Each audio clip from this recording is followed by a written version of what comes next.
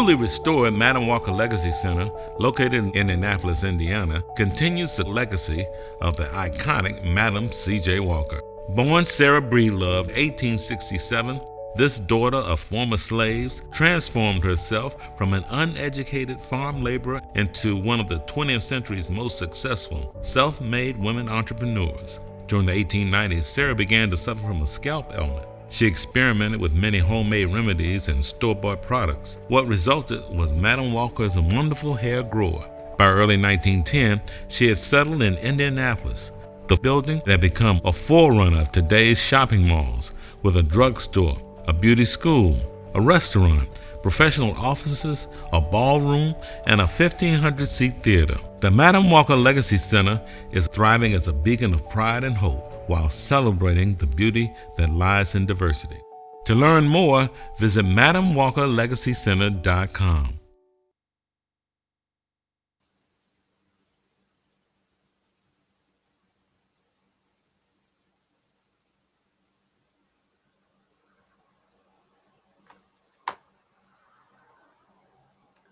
Hello, everyone, and welcome. Thank you so much for tuning in. My name is Ebony Chappelle, and I'll be your host for this evening. Thank you for joining us for the Madam Walker Legacy Center's first Architects of Culture event.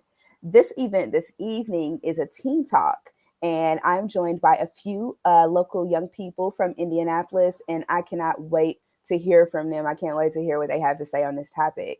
For our viewers at home who might not know about the unique history of the Madam Walker Legacy Center, I would like to share with you a little bit of background before we begin. You saw that beautiful video narrated by Tom Joyner that told you a little bit of the story, but here's a bit more.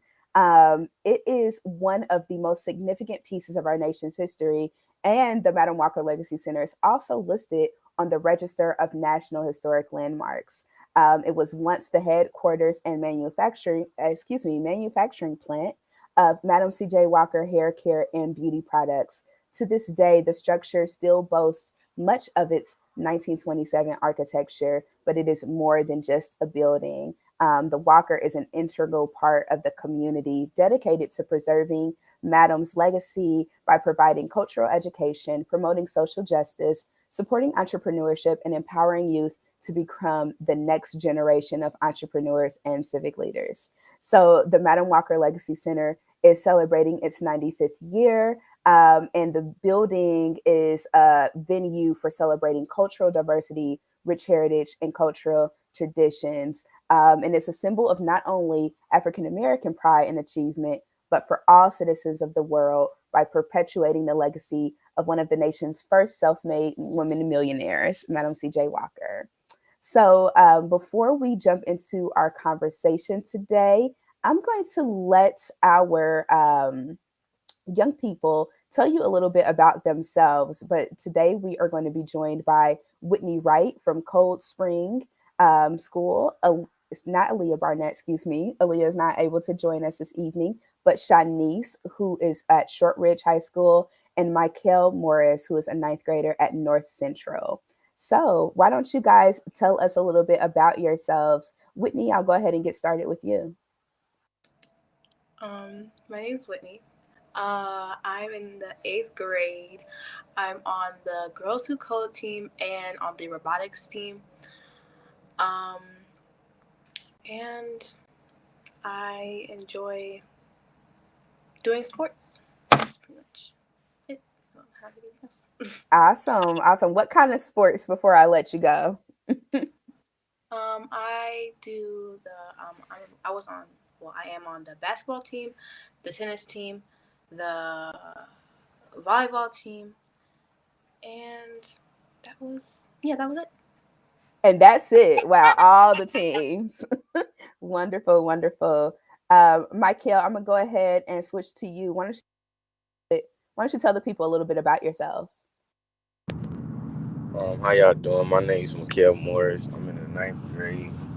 I love doing sports too, and that's really it. All right, Shanice, same question just to get us started. Tell the people a little bit about yourself. I'm Shanice Brown. I go to Shoreditch High School. I'm a 12th grader. I do a lot of work in the community. I recently have some billboards up right now from working with prosecutor Ryan Mears. I've been on the Indianapolis Youth Commission, and I've tried to do a lot of work within the community. Well, I am doing a lot of work within the community.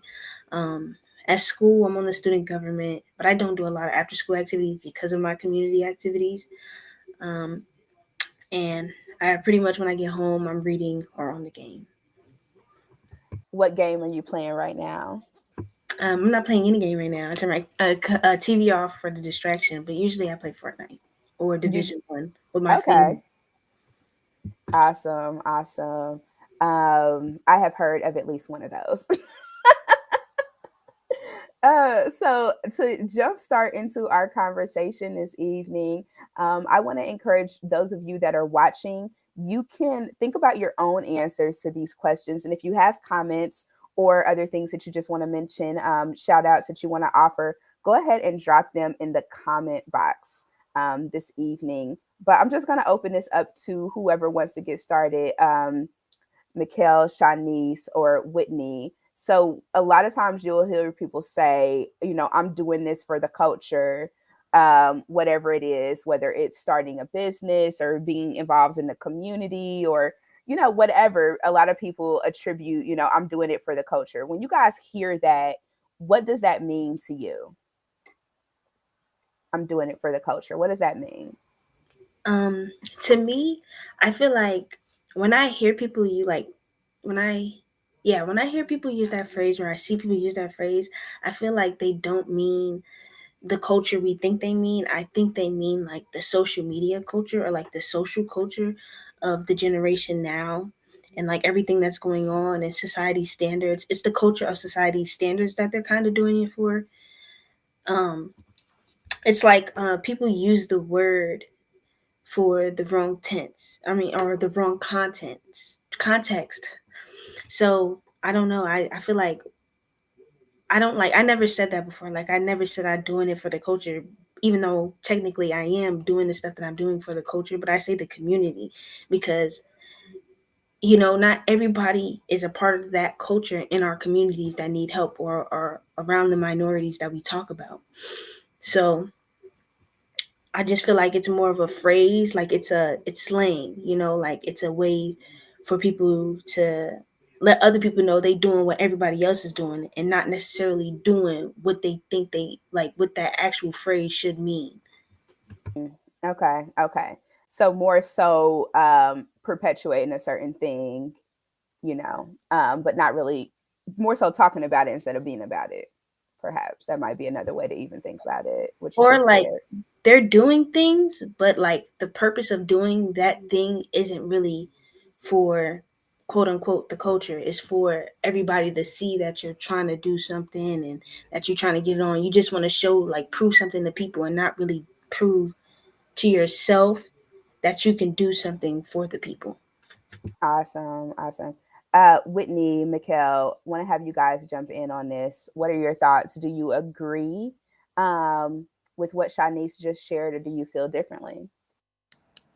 I agree because usually when people say they're doing things for the culture, they like usually just post about it. Like they're like, oh, they bought something from a like black owned business, and they're like doing it for the culture, doing this and doing that, and when they're really like not really promoting it or not really supporting that person, or they just do it as a one time thing, just because they think it's what everybody else is doing. Just like when um the Black Lives Matter movement got like bigger after George Floyd. Everybody was doing this and that for Black people and this and that, but after about 2 months after that, nobody was talking about it. Nobody was saying, "Oh, Black Lives Matter," or things like that, because they did it as like a trend in that time. They thought it was a trend in that time, and they didn't really represent it later then. So I do agree with her because that's what they do most of the time. And when it's And when you over, say or they they, who are you talking about? Just elaborate on that a little bit for us I'm when you say talking they. about like as in like anyone that was like on like Black Lives Matter or support these Black businesses and things like that. But after that like is over, after you see nobody else is doing it, or it's out of trend now, they stop doing it. Like you don't see them promoting it anymore. You don't see them wanting to talk about it anymore, or like they just quit because they think that it's just out of time when it really is supposed to be a full-on thing that you should always support, but they don't. So. Yeah. Mikhail, I want to have you jump in on this, and maybe even to add to it. Um, what do you think needs to happen in order for people to stay committed to the conversation as opposed to just staying focused on the trendy part of it? Well, I do agree on what they were saying about the community and like the slang, and they use it for not what it is. And um, also, I also want to add that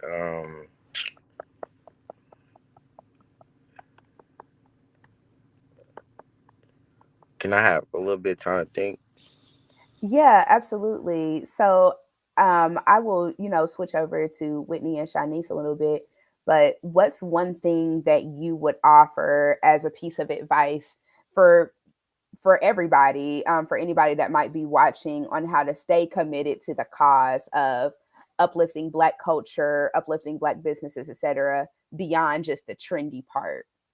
What would you say? I do feel like we all need to like have communication. Communication is key for sure. My advice is like, okay, so for me, like I do want to support the community. I want to give back to the community. I want my whole career to build up so I can have enough money to give back to the community unconditionally, unlimitedly. And by how I do that is by doing just looking for stuff to do, looking for how to advocate, looking for how to articulate how I'm advocating for us and our people. So my advice would be first to learn about us, learn about what actually our culture is, learn about where we come from, learn about our struggles and our triumphs. Our tragedy turns to triumphs and our triumphs turn to tragedy. Learn about all those things.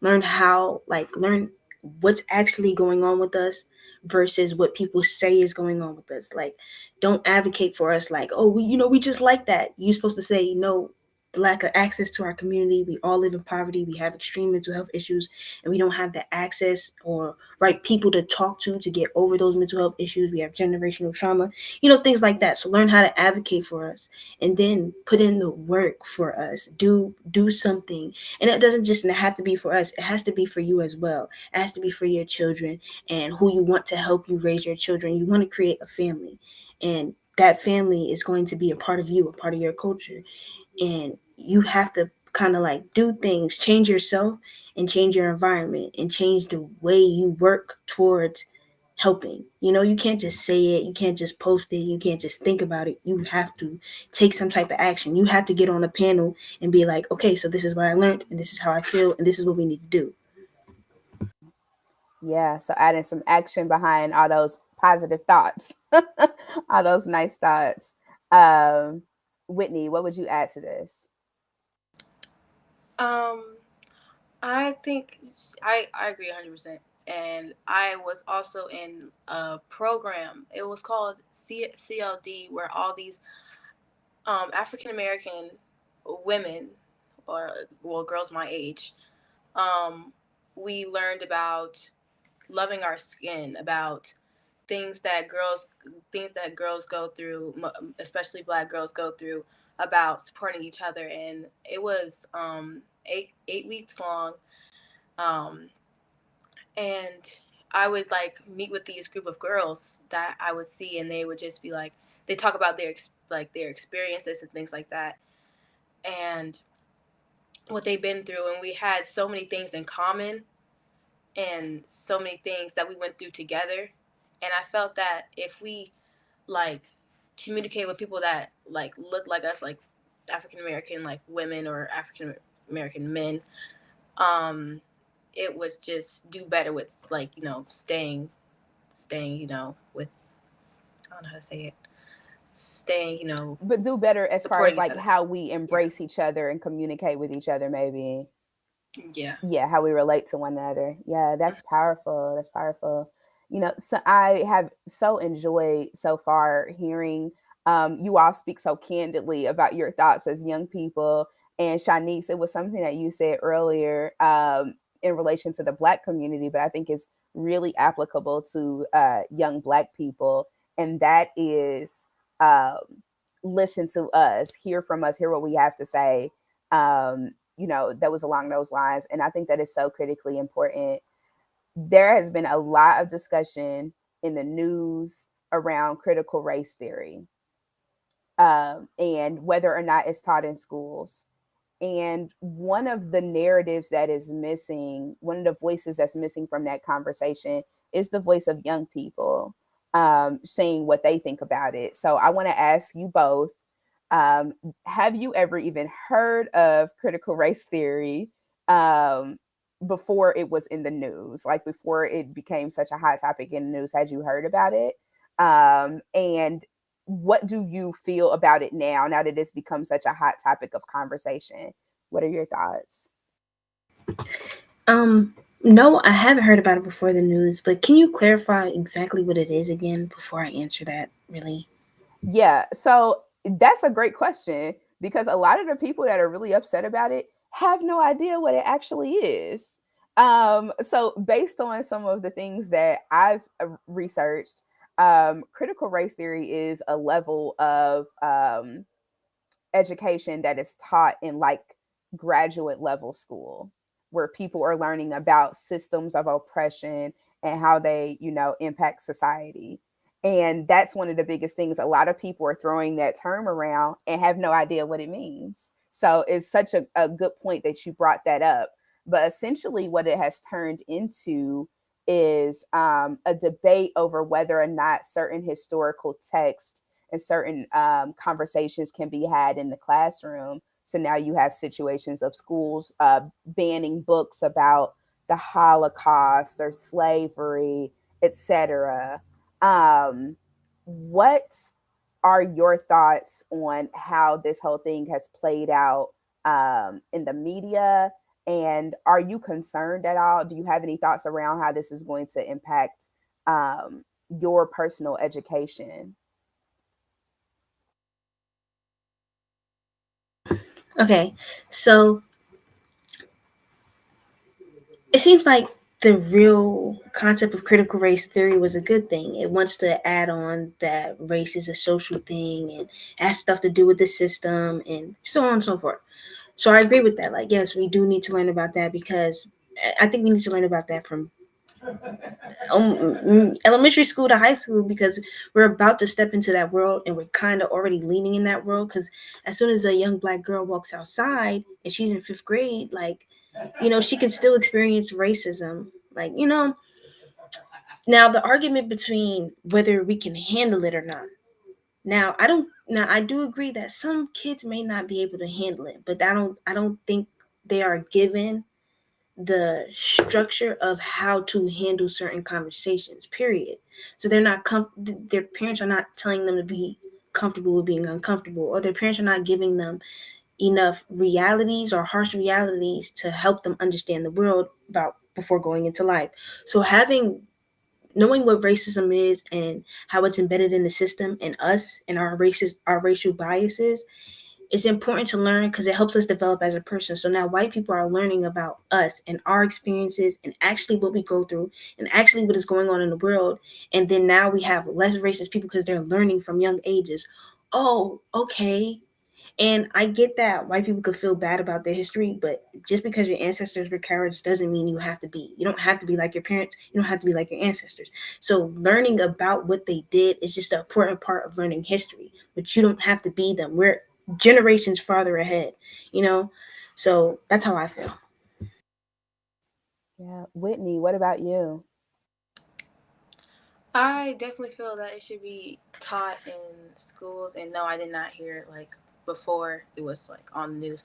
But I think it should be taught in schools because if I am in school now and I don't know about anything about this, about critical race theory, how do you think that's going to affect people that I like pass it down to? Like if you pass it down to your kids or newer generations before after us, it's gonna affect them even more because all they're gonna know is the watered down version of what we really need to know. We really need to know about what really happened to our people, what we really need to represent.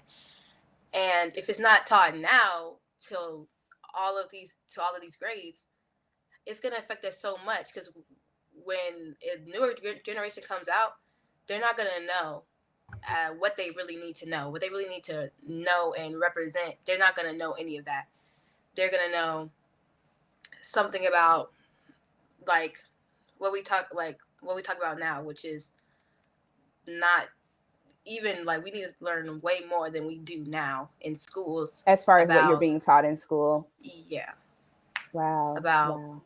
like the original story instead of something that's watered down by a teacher that doesn't really know about the original story. Yeah, yeah. I have a follow-up question to that, just out of curiosity.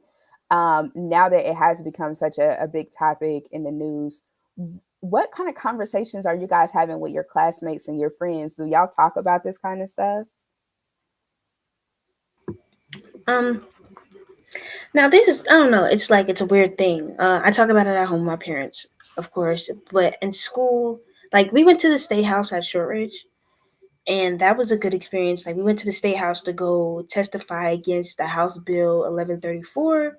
We didn't get to testify. Well, some did, but some didn't because it took too long. And we talked about critical race theory before, but it's not really something that our teachers bring up or that people bring up. It just has to happen to be up in the air and somebody wants to get in depth.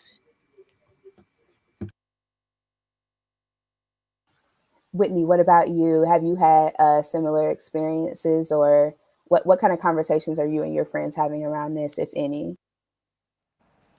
We are not really having as much conversations as needed. I'm usually at home, especially from my mother. My mom loves to talk about our black past and our culture a lot. So I hear it mostly from my mother, even though it should really be taught in schools.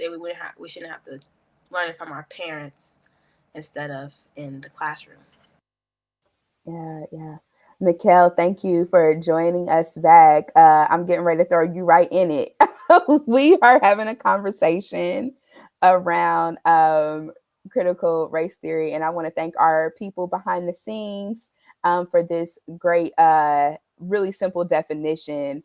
It's been talked about a lot in the news, as you know, but it's an academic concept that's more than 40 years old, and the core idea behind it is that race is a social construct, and it is something that's embedded in our legal system and our policies here as a nation.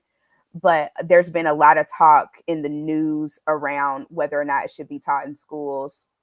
We are learning that it had not been taught in schools anyway. But I just wanted to get your thoughts on it as a young person. What are your thoughts around all the conversation that's going on? And have you and your friends talked about it at all?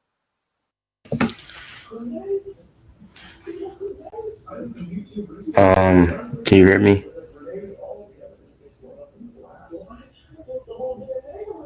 Yep, we can hear you.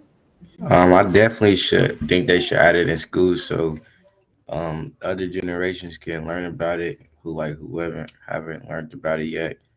And also, me and my friends, we don't really have too many conversations about things like that. Okay. All right. All right.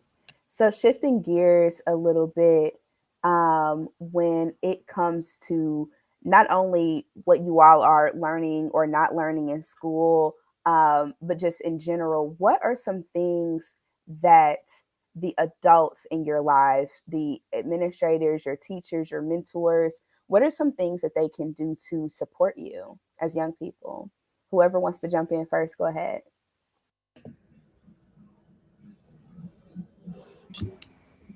Um, I have my robotics coaches, Mr. Petty and Mr. Petty. They always like really like encourage me. Like when I have my hair's straightened now, but when I have my natural hair and I have a natural outfit, they always encourage me. They're like, "Oh, you look so beautiful. You you look amazing, because there's not like a lot of people that are in like robotics or in like or that code or like go to competitions with their hair natural, or you don't really see a lot of people who are engineers that wear natural hair like that. So they always encourage me to, look like to I don't know, to be myself, basically, to express myself through my looks. And that's really encouraging. And what other teachers can do more is just encourage people, like encourage what we want to like follow. Like I want to be an engineer. I want to also like code and things like in program later on as like a job. And just more encouragement, like don't give up, and like giving up doesn't get you anywhere. So I feel that if they just keep on encouraging and pushing, it'll really get a lot of people somewhere, instead of just giving up in the long run. Got it. Mikhail, what about for you? What are some things that the adults in your life can do to help support where you're going?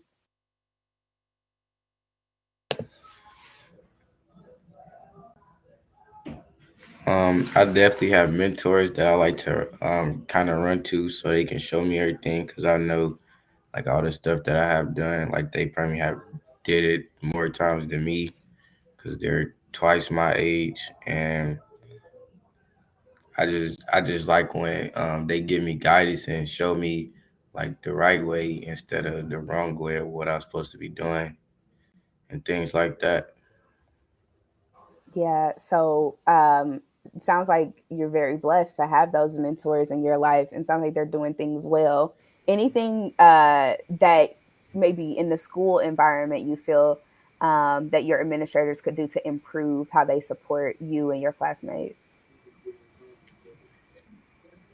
Uh, I don't really think so. But I do have those teachers who I kind of go to that I kind of have bonds with, like if I needed help or anything. Because some teachers they don't like really like to help out, like kind of.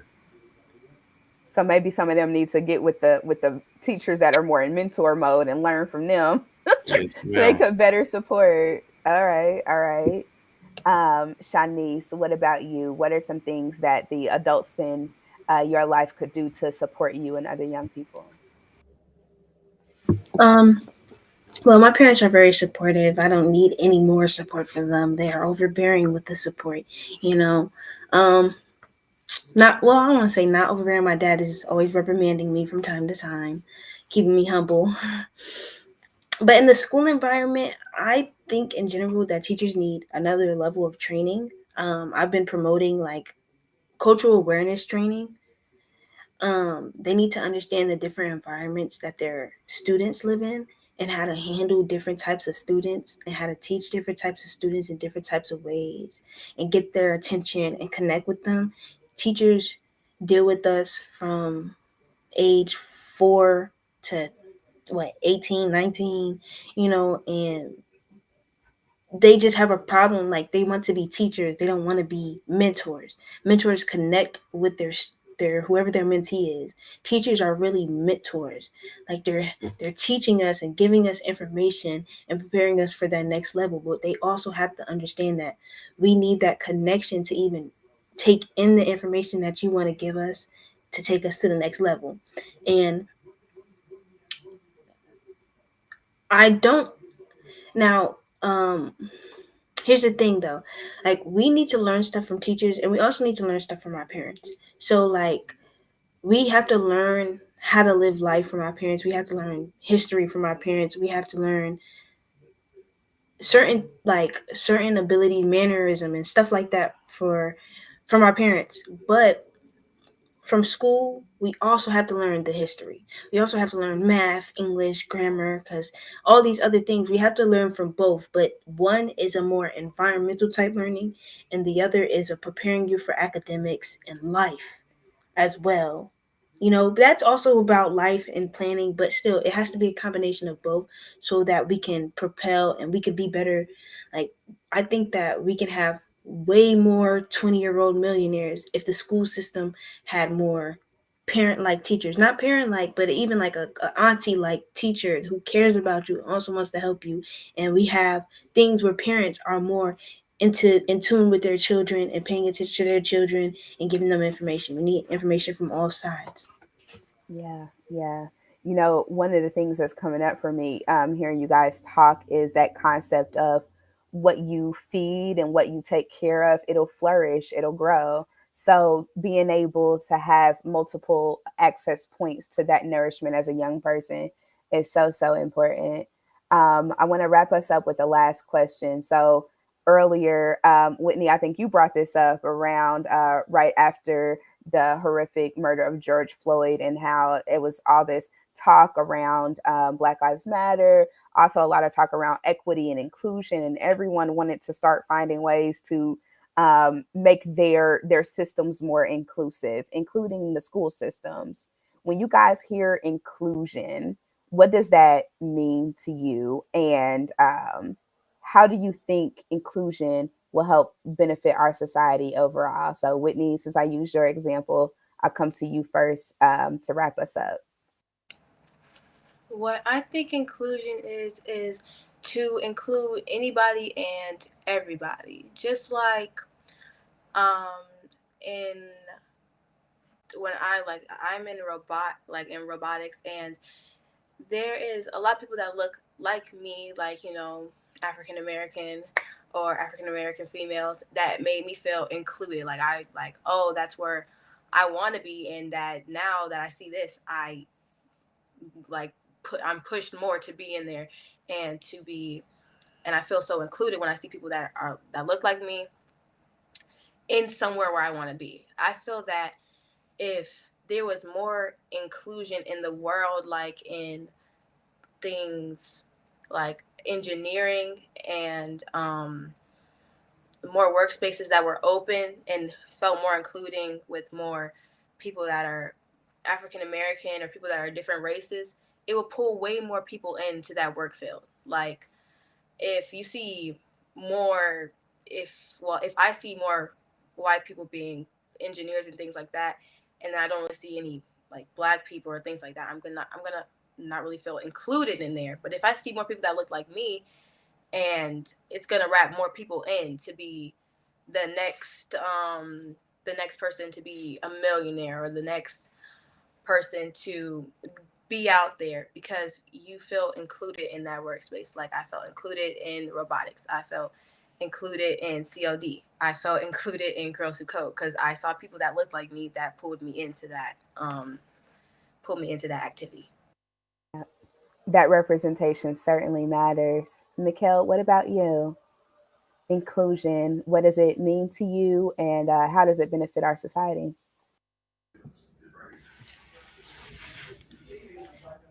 I kind of agree with Whitney because she really said everything. But yeah, to me, it feel. I mean, yeah, to me, it means like being included. Like that's like if I was playing football or something, and then I see more people like me on the team, and that they can do it. It make me feel like I can do it. Absolutely. So modeling that success for one another. That's great. Shanice, go ahead and wrap us up with your thoughts on inclusion.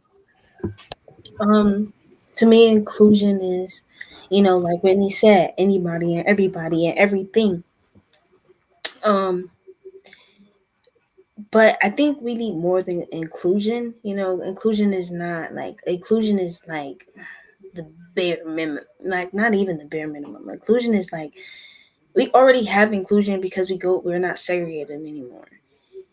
You know, but and the place where we really need inclusion is in the educational system and in getting into those higher places like scientists and things like that. But it's not really inclusion because we can get there. Like they're not excluding us, we're excluding ourselves.